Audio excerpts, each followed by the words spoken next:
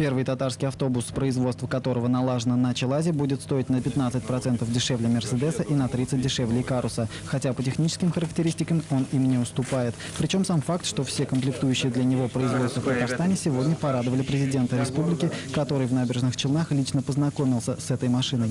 Где-то 500-600 автобусов ежегодно у себя в республике вы закупали.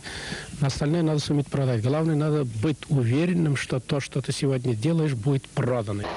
Первые горожане уже успели покататься на новом автобусе. Он сделал показательный круг на площади перед мэрией. Автобус имеет широкие очень проемы дверей. Он уже у нас сегодня 8-дверный. Это, конечно, очень большое удобство для пассажиров.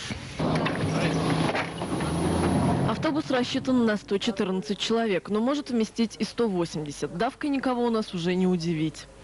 И уже завтра этот комфортабельный автобус выйдет на городской 49-й маршрут ЦУМ-Азино.